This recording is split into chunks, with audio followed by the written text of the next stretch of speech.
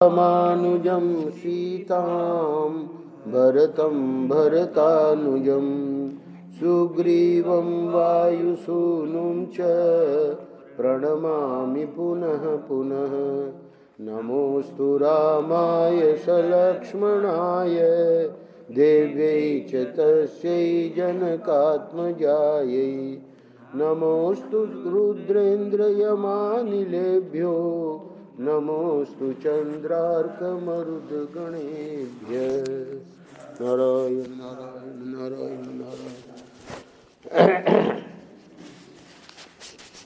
कल ये जो वंश परंपरा का वर्णन करते हैं तो बड़े विस्तार में एक के बाद एक 40 नाम गिनाए वशिष्ठ जी ने, और अंत में बताया कि नाभाग से अज हुए, अज से दशरथ का जन्म हुआ, और इन्हीं महाराज दशरथ से ये दोनों भाई श्री राम और लक्ष्मण उत्पन्न हुए हैं। इक्ष्वाकु कुल में उत्पन्न हुए राजाओं का वंश आदिकाल से ही शुद्ध रहा है। ये सब के सब परम धर्मात्मा, वीर और सत्यवादी होते आए हैं। इसी इक्ष्वाकु कुल में उत्पन्न हुए श्री राम और लक्ष्मण के लिए मैं आपकी 2 कन्याओं का वर्णन करता हूँ। ये आपकी कन्याओं के योग्य हैं और आपकी कन्याएं इनके योग्य, अतः आप इन्हें कन्यादान करें। 17वां अध्याय यहाँ पूरा होता है। बालकांड में 77 अध्याय है, तो अब 7 अध्याय शेष हैं। तो आज और कल संभवतः 2 दिन में ये बालकांड पूरा हो जाएगा। अगले अध्याय में वर्णन कर रहे हैं, महर्षि वशिष्ठ जब इस प्रकार इक्ष्वाकु वंश का परिचय दे चुके, तब राजा जनक ने हाथ जोड़कर उनसे कहा, हे मुनिश्रेष्ठ, आपका भला हो। अब हम भी अपने कुल का परिचय दे रहे हैं, सुनिए। हे महामते, कुलीन पुरुष के लिए कन्यादान के समय अपने कुल का पूर्ण रूपेण परिचय देना आवश्यक है, अतः आप सुनने की कृपा करें। प्राचीन काल में निमि नामक एक परम धर्मात्मा राजा हुए हैं, जो संपूर्ण धैर्यशाली महापुरुषों में श्रेष्ठ तथा अपने पराक्रम से तीनों लोकों में विख्यात थे। उनके मिथि नामक एक पुत्र हुआ। मिथि के पुत्र का नाम जनक हुआ। ये ही हमारे कुल में पहले जनक हुए हैं। इन्हीं के नाम पर हमारे वंश का प्रत्येक राजा जनक कहलाता है। जनक से उद्वासु का जन्म हुआ, फिर नंदीवर्धन, फिर सुकेतु। सुकेतु के भी देवरात नामक पुत्र हुआ। देवरात महान बलवान और धर्मात्मा थे। ये जो धरोहर रखा गया शिव जी का धनुष, वहाँ देवरात जी का नाम आया था। राजर्षि देवरात के बृहद्रथ, बृहद्रथ के महावीर, महावीर के सुधृति, और सुधृति के धृष्टकेतु, और धृष्टकेतु का पुत्र हर्यश्व नाम से विख्यात हुआ। हर्यश्व के पुत्र मरु, फिर प्रतिंधक, फिर कीर्तिरथ, फिर देवमीढ़, फिर विबुध, फिर महीध्रक, कीर्तिरात, महारोमा, स्वर्णरोमा, हर्षरोमा। 13वें श्लोक में धर्मज्ञ महात्मा राजा हर्षरोमा के 2 पुत्र उत्पन्न हुए, जिनमें ज्येष्ठ तो मैं ही हूँ और कनिष्ठ मेरा छोटा भाई वीर कुशध्वज है। मेरे पिता राजा जनक अपने लिए कह रहे हैं, मुझे राज्य पर अभिषिक्त करके कुशध्वज का सारा भार मुझे सौंप कर वन में चले गए। वृद्ध पिता के स्वर्गगामी हो जाने पर अपने देवतुल्य भाई कुशध्वज को स्नेह दृष्टि से देखता हुआ मैं इस राज्य का भार धर्म के अनुसार वहन करने लगा। कुछ काल के अनंतर पराक्रमी राजा सुधन्वा ने सामकाश्य नगर से आकर मिथिला को चारों ओर से घेर लिया। उसने मेरे पास दूत भेजकर कहलाया कि तुम शिवजी के परम उत्तम धनुष तथा अपनी कमल नयनी कन्या सीता को मेरे हवाले कर दो। मैंने उसकी मांग पूरी नहीं की, इसलिए मेरे साथ उसका युद्ध हुआ। उस संग्राम में सम्मुख युद्ध करता हुआ राजा सुधन्वा मेरे हाथ से मारा गया। सामने वशिष्ठ जी हैं, उनको संबोधन कर रहे हैं। हे मुनि श्रेष्ठ, राजा सुधन्वा का वध करके मैंने सामकाश्य नगर के राज्य पर अपने शूरवीर भ्राता कुशध्वज को अभिषिक्त कर दिया। हे महामुने, अब वो भी वहीं बैठे थे, उनको बुलवा लिया गया था, सिंहासन पे बैठे हैं कुशध्वज। हे महामुने, ये मेरे छोटे भाई कुशध्वज हैं और मैं इनका बड़ा भाई हूँ। हे मुनिवर, मैं बड़ी प्रसन्नता के साथ आपको 2 बहुएं प्रदान करता हूँ। मैं सीता को श्री राम के लिए और उर्मिला को लक्ष्मण के लिए समर्पित करता हूँ। पराक्रम ही जिसको पाने का शुल्क था, उस देव कन्या के समान सुंदरी अपनी प्रथम पुत्री सीता को श्री राम के लिए तथा दूसरी पुत्री उर्मिला को लक्ष्मण के लिए दे रहा हूँ। मैं इस बात को 3 बार दोहराता हूँ, इसमें संशय नहीं है। त्रिवाचा भरते हैं, हे मुनि प्रवर, मैं परम प्रसन्न होकर आपको 2 बहुएं दे रहा हूँ। वशिष्ठ जी से ऐसा कहकर राजा जनक ने महाराज दशरथ से कहा, हे राजन, अब आप श्री राम और लक्ष्मण के मंगल के लिए इनसे गोदान करवाइए, आपका कल्याण हो। नांदीमुख श्राद्ध का कार्य भी संपन्न कीजिए, इसके बाद विवाह का कार्य आरंभ कीजिएगा। हे प्रभु, आज मघा नक्षत्र है। आज के तीसरे दिन उत्तरा फाल्गुनी नक्षत्र में वैवाहिक कार्य कीजिएगा। आज श्री राम और लक्ष्मण के अभ्युदय के लिए गो, भूमि, तिल और सुवर्ण आदि का दान कराना चाहिए, क्योंकि वह भविष्य में सुख देने वाला होता है। 71वां अध्याय पूरा होता है। अगले अध्याय में वर्णन कर रहे हैं, विदेह राज जनक जब अपनी बात समाप्त कर चुके, तब वशिष्ठ सहित महामुनि विश्वामित्र उन वीर नरेश से इस प्रकार बोले। अब ये दोनों महापुरुष वशिष्ठ जी और विश्वामित्र राजा जनक को कह रहे हैं, हे नरश्रेष्ठ, इक्ष्वाकु और विदेह दोनों ही राजाओं के वंश अचिंतनीय हैं। दोनों के ही प्रभाव की कोई सीमा नहीं है। इन दोनों की समानता करने वाला दूसरा कोई राजवंश नहीं है। हे राजन, इन दोनों कुलों में जो ये धर्म संबंध स्थापित होने जा रहा है, सर्वथा एक दूसरे के योग्य है। रूप वैभव की दृष्टि से भी समान योग्यता का है, क्योंकि उर्मिला सहित सीता श्री राम और लक्ष्मण के अनुरूप हैं। हे नरश्रेष्ठ, राजा जनक को कह रहे हैं वशिष्ठ जी, इसके बाद मुझे भी कुछ कहना है, आप मेरी बात सुनिए। हे राजन, आपके छोटे भाई जो ये धर्मज्ञ राजा कुशध्वज बैठे हैं, इन धर्मात्मा नरेश के भी 2 कन्याएं हैं, जो इस भूमंडल में अनुपम सुंदरी हैं।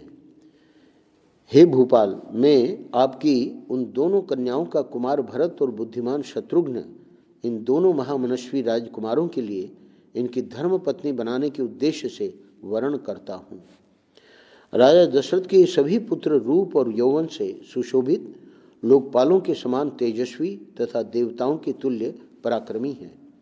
हे राजेंद्र, इन दोनों भाइयों भरत और शत्रुघ्न को भी कन्यादान करके आप इस समस्त इक्ष्वाकु कुल को अपने संबंध से बांध लीजिए। आप पुण्यकर्मा पुरुष हैं, आपके चित्त में व्यग्रता नहीं आनी चाहिए, अर्थात आप यह सोचकर व्यग्र न हो कि ऐसे महान सम्राट के साथ मैं एक ही समय 4 वैवाहिक संबंधों का निर्वाह कैसे कर सकता हूँ। ये व्यग्रता आप में नहीं आनी चाहिए। वशिष्ठ जी की सम्मति के अनुसार विश्वामित्र जी का यह वचन सुनकर उस समय राजा जनक ने हाथ जोड़कर उन दोनों मुनिवरों से कहा। तो ये जो अभी तक बताया गया, ये विश्वामित्र जी ने कहा है और वशिष्ठ जी की सम्मति लेकर ये बात कही है। विश्वामित्र जी को सब कुशध्वज राजा वगैरह के बारे में सब पता था। राजा जनक ने हाथ जोड़कर उन दोनों मुनिवरों से कहा, हे मुनि पुंगवों, मैं अपने इस कुल को धन्य मानता हूँ, जिसे आप दोनों इक्ष्वाकु वंश के योग्य समझकर, यानी आप दोनों वशिष्ठ जी और विश्वामित्र योग्य समझकर इसके साथ संबंध जोड़ने के लिए स्वयं आज्ञा दे रहे हैं। आपका कल्याण हो, आप जैसा कहते हैं ऐसा ही हो। ये सदा साथ रहने वाले दोनों भाई भरत और शत्रुघ्न कुशध्वज की इन दोनों कन्याओं में से एक एक को अपनी अपनी धर्म पत्नी के रूप में ग्रहण करें। हे महामुने, ये चारों महाबली राजकुमार एक ही दिन हमारी चारों राजकुमारियों का पाणी ग्रहण करें। हे ब्राह्मण, अगले 2 दिन फाल्गुनी नामक नक्षत्रों से युक्त है। इनमें पहले दिन तो पूर्वा फाल्गुनी है और दूसरे दिन अर्थात परसों उत्तरा फाल्गुनी नामक नक्षत्र होगा, जिसके देवता प्रजापति अर्यमा हैं। मनीषी पुरुष उस नक्षत्र में वैवाहिक कार्य करना बहुत उत्तम बताते हैं। इस प्रकार मनोहर वचन कहकर राजा जनक उठकर खड़े हो गए और उन दोनों मुनिवरों से हाथ जोड़कर बोले, आप लोगों ने कन्याओं का विवाह निश्चित करके मेरे लिए महान धर्म का संपादन कर दिया। मैं आप दोनों का शिष्य हूँ। हे मुनिवरों, इन श्रेष्ठ आसनों पर आप दोनों विराजमान होंगे। आपके लिए जैसी राजा दशरथ की अयोध्या है, वैसी ही यह मेरी मिथिलापुरी भी है। आपका इस पर भी पूरा अधिकार है, इसमें संदेह नहीं। अतः आप हमें यथा योग्य आज्ञा प्रदान करते रहें। विधिराज जनक के ऐसा कहने पर रघुकुल का आनंद बढ़ाने वाले राजा दशरथ ने प्रसन्न होकर उन मिथिला नरेश को इस प्रकार उत्तर दिया। हे मिथिलेश्वर, आप दोनों भाइयों के गुण असंख्य हैं। कुशध्वज और राजा जनक दोनों की प्रशंसा कर रहे हैं। आप लोगों ने ऋषियों तथा राज समूहों का भली भांति सत्कार किया है। आपका कल्याण हो, आप मंगल के भागी होवें। अब हम अपने विश्राम स्थान को जाएंगे। वहाँ जाकर मैं विधि पूर्वक नांदी मुख श्राद्ध का कार्य संपन्न करूँगा। यह बात भी राजा दशरथ ने कही। तदनंतर मिथिला नरेश की अनुमति ले महायशस्वी राजा दशरथ मुनिश्रेष्ठ विश्वामित्र और वशिष्ठ को आगे करके तुरंत अपने आवास स्थान पर चले गए। डेरे पर जाकर राजा दशरथ ने अपराह्न काल में विधि पूर्वक अभ्युदयिक श्राद्ध संपन्न किया। तत्पश्चात रात बीतने पर प्रातःकाल उठकर राजा ने तत्कालोचित उत्तम गोदान कर्म किया। राजा दशरथ ने अपने एक एक पुत्र के मंगल के लिए धर्मानुसार 1-1 लाख गौवें ब्राह्मणों को दान की। उन सबके सिंग सोने से मढ़े हुए थे। उन सबके साथ बछड़े और कांसे के दुग्ध पात्र थे। इस प्रकार पुत्र वत्सल रकुल नंदन पुरुष शिरोमणि राजा दशरथ ने 4 लाख गौवों का दान किया तथा और भी बहुत सा धन पुत्रों के लिए गोदान के उद्देश्य से ब्राह्मणों को दिया। अंतिम श्लोक में कह रहे हैं, गोदान कार्य कर्म संपन्न करके आए हुए पुत्रों से घिरे हुए राजा दशरथ उस समय लोकपालों से घिर कर बैठे हुए शांत स्वभाव प्रजापति ब्रह्मा के समान शोभा पा रहे थे। उपमा हमेशा स्वर्ग के देवताओं और प्रजापति आदि की देते हैं। अगले अध्याय में विवाह का वर्णन है। राजा दशरथ ने जिस दिन अपने पुत्रों के विवाह के निमित्त उत्तम गोदान किया, उसी दिन भरत के सगे मामा केकय राजकुमार वीर युधाजित वहां आ पहुंचे।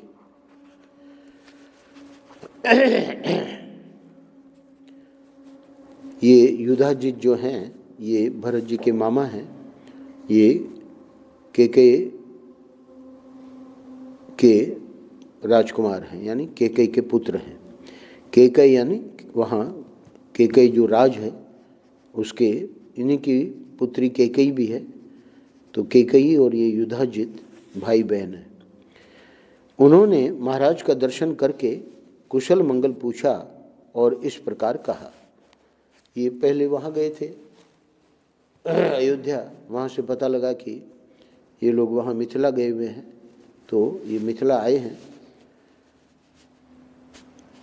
हे रघुनंदन, केकय देश के महाराज ने बड़े स्नेह के साथ आप सबका कुशल समाचार पूछा है।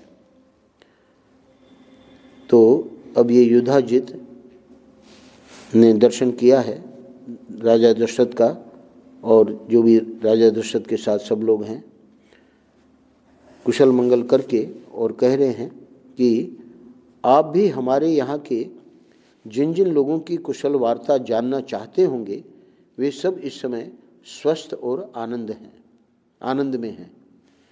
हे राजेंद्र, दशरथ जी को कह रहे हैं, कैकेयी नरेश मेरे भांजे भरत को देखना चाहते हैं। यानी नाना जी अपने भांजे को देखना चाहते हैं, अतः इन्हें लेने के लिए ही मैं अयोध्या आया था। परंतु पृथ्वीनाथ, अयोध्या में यह सुनकर कि आपके सभी पुत्र विवाह के लिए आपके साथ मिथिला पधारे हैं, मैं तुरंत यहाँ चला आया, क्योंकि मेरे मन में अपनी बहन के बेटे को देखने की बड़ी लालसा थी। वैसे भी शादी में मामा तो पहुँचते ही हैं। महाराज दशरथ ने अपने प्रिय अतिथि को उपस्थित देख बड़े सत्कार के साथ उनकी आवभगत की, क्योंकि वे सम्मान पाने के ही योग्य थे। तदनंतर अपने महामनस्वी पुत्रों के साथ वह रात व्यतीत करके वे तत्वज्ञ नरेश प्रातःकाल उठे और नित्य कर्म करके ऋषियों को आगे किए जनक की यज्ञशाला में जा पहुँचे। तत्पश्चात विवाह के योग्य विजय नामक मुहूर्त आने पर दूल्हे के अनुरूप समस्त वेशभूषा से अलंकृत हुए भाइयों के साथ श्री रामचंद्र जी भी वहाँ आए। वे विवाह कालोचित मंगलाचार पूर्ण कर चुके थे तथा वशिष्ठ मुनि एवं अन्यान्य महर्षियों को आगे करके उस मंडप में पधारे थे। उस समय भगवान वशिष्ठ ने विदेहराज जनक के पास जाकर इस प्रकार कहा, हे राजन, नरेशों में श्रेष्ठ महाराज दशरथ अपने पुत्रों का वैवाहिक सूत्र बंधन रूप मंगलाचार संपन्न करके उन सब के साथ पधारे हैं और भीतर आने के लिए दाता के आदेश की प्रतीक्षा कर रहे हैं। ये जो वर्णन है इसमें दिखाया जा रहा है कि कितनी विनम्रता है। ये चूँकि दाता हैं जनक, तो ये जब आदेश देंगे तभी प्रवेश करेंगे, सब बाहर हैं। क्या कहते हैं? क्योंकि दाता और प्रतिग्रहिता दान ग्रहण करने वाले का संयोग होने पर ही समस्त दान धर्मों का संपादन संभव होता है। अतः आप विवाह कालोपयोगी शुभ कर्मों का अनुष्ठान करके उन्हें बुलाइए और कन्यादान रूप स्वधर्म का पालन कीजिए। महात्मा वशिष्ठ के ऐसा कहने पर परम उदार, परम धर्मज्ञ और महातेजस्वी राजा जनक ने इस प्रकार उत्तर दिया। बहुत सुंदर उत्तर देते हैं। हे मुनिश्रेष्ठ, महाराज के लिए मेरे यहाँ कौन सा पहरेदार खड़ा है? वे किसके आदेश की प्रतीक्षा करते हैं? अपने घर में आने के लिए कैसा सोच विचार है? यह जैसे मेरा राज्य है वैसे ही आपका है। मेरी कन्याओं का वैवाहिक सूत्र बंधन रूप मंगल कृत्य संपन्न हो चुका है। अब वे यज्ञ वेदी के पास आकर बैठी हैं और अग्नि की प्रज्वलित शिखाओं के समान प्रकाशित हो रही हैं। इस समय तो मैं आपकी ही प्रतीक्षा में वेदी पर बैठा हूँ। आप निर्विघ्नता पूर्वक सब कार्य पूर्ण कीजिए, विलंब किस लिए करते हैं? वशिष्ठ जी के मुख से राजा जनक की कही हुई बात सुनकर महाराज दशरथ उस समय अपने पुत्रों और संपूर्ण महर्षियों को महल के भीतर ले आए। तो वशिष्ठ जी ने जाकर दशरथ जी को कहा कि जनक ने ऐसे कहा है और अब ये सब महल के भीतर आ गए हैं। तदनंतर विदेहराज ने वशिष्ठ जी से इस प्रकार कहा। अब जनक जी वशिष्ठ जी को कह रहे हैं, हे धर्मात्मा महर्षि, हे प्रभु, आप ऋषियों को साथ लेकर लोकाभिराम श्री राम के विवाह की संपूर्ण क्रिया कराइए। तब जनक जी से बहुत अच्छा कहकर महातपस्वी भगवान वशिष्ठ मुनि ने विश्वामित्र और धर्मात्मा शतानंद जी को आगे करके विवाह मंडप के मध्य भाग में विधि पूर्वक वेदी बनाई और गंध तथा फूलों के द्वारा उसे चारों ओर से सुंदर रूप में सजाया। साथ ही बहुत सी स्वर्ण पालिकाएं, यव के अंकुरों से युक्त चित्रित कलश, अंकुर जमाए हुए सकोरे, धूप युक्त धूप पात्र, शंख पात्र, श्रुवा, श्रुक, हर्घ्य आदि पूजन पात्र, लावा यानी खीलों से भरे हुए पात्र तथा धोए हुए अक्षत आदि समस्त सामग्रियों को भी यथास्थान रख दिया। तत्पश्चात महातेजस्वी मुनिवर वशिष्ठ जी ने बराबर बराबर कुशों को वेदी के चारों ओर बिछाकर मंत्रोच्चारण करते हुए विधि पूर्वक अग्नि स्थापन किया और विधि को प्रधानता देते हुए मंत्र पाठ पूर्वक प्रज्वलित अग्नि में हवन किया। विधि पूर्वक अग्नि स्थापन का अर्थ है अरणि से ही अग्नि, जैसे यहाँ अतिरुद्र यज्ञ में हुआ अरणि मंथन, उसी से अग्नि प्रकट करके तदनंतर राजा जनक ने सब प्रकार के आभूषणों से विभूषित सीता को ले आकर अग्नि के समक्ष श्री रामचंद्र के सामने बिठा दिया और माता कौशल्या का आनंद बढ़ाने वाले उन श्री राम से कहा, हे रघुनंदन, तुम्हारा कल्याण हो। यह मेरी पुत्री सीता तुम्हारी सहधर्मिणी के रूप में उपस्थित है, इसे स्वीकार करो और इसका हाथ अपने हाथ में लो। यह परम पतिव्रता महान सौभाग्यवती और छाया की भांति सदा तुम्हारे पीछे चलने वाली होगी। कौन वर्णन कर रहे हैं? लव और कुश राम दरबार में। यह कहकर राजा ने श्री राम के हाथ में मंत्र से पवित्र हुआ संकल्प का जल छोड़ दिया। उस समय देवताओं और ऋषियों के मुख से जनक के लिए साधुवाद सुनाई देने लगा। देवताओं के नगाड़े बजने लगे और आकाश से फूलों की बड़ी भारी वर्षा हुई।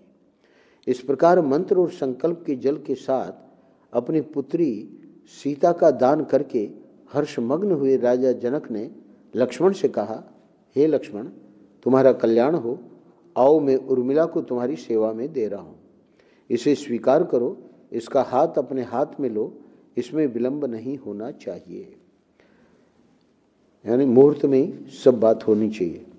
लक्ष्मण से ऐसा कहकर जनक ने भरत से कहा, हे रघुनंदन, मांडवी का हाथ अपने हाथ में लो। फिर धर्मात्मा मिथिलेश ने शत्रुघ्न को संबोधित करके कहा, हे महाबाहो, तुम अपने हाथ से शुद्ध कीर्ति का पानी ग्रहण करो। तुम चारों भाई शांत स्वभाव हो, तुम सबने उत्तम व्रत का भली भांति आचरण किया है। ककुस्थ कुल के भूषण रूप तुम चारों भाई पत्नी से संयुक्त हो जाओ, इस कार्य में विलंब नहीं होना चाहिए। राजा जनक का यह वचन सुनकर उन चारों राजकुमारों ने चारों राजकुमारियों के हाथ अपने हाथ में लिए। फिर वशिष्ठ जी की सम्मति से उन रघुकुल रत्न महामनस्वी राजकुमारों ने अपनी अपनी पत्नी के साथ अग्नि, वेदी, राजा दशरथ तथा ऋषि मुनियों की परिक्रमा की और वेदोक्त विधि के अनुसार वैवाहिक कार्य पूर्ण किया। उस समय आकाश से फूलों की बड़ी भारी वर्षा हुई जो सुहावनी लगती थी। दिव्य दुंदुभियों की गंभीर ध्वनि, दिव्य गीतों के मनोहर शब्द और दिव्य वाद्यों के मधुर घोष के साथ झुंड की झुंड अप्सराएं नृत्य करने लगीं और गंधर्व मधुर गीत गाने लगे। उन रघुवंश शिरोमणि राजकुमारों के विवाह में वह अद्भुत दृश्य दिखाई दिया। शहनाई आदि बाजों के मधुर घोष से गूंजते हुए उस वर्तमान विवाह उत्सव में उन महातेजस्वी राजकुमारों ने अग्नि की 3 बार परिक्रमा करके पत्नियों को स्वीकार करते हुए विवाह कर्म संपन्न किया। तदनंतर रघुकुल को आनंद प्रदान करने वाले वे चारों भाई अपनी पत्नियों के साथ जनवासे में चले गए। राजा दशरथ भी ऋषियों और बंधु बांधवों के साथ पुत्रों और पुत्र वधुओं को देखते हुए उनके पीछे पीछे गए। यहाँ 73वां अध्याय पूरा होता है। 4 अध्याय और हैं। कल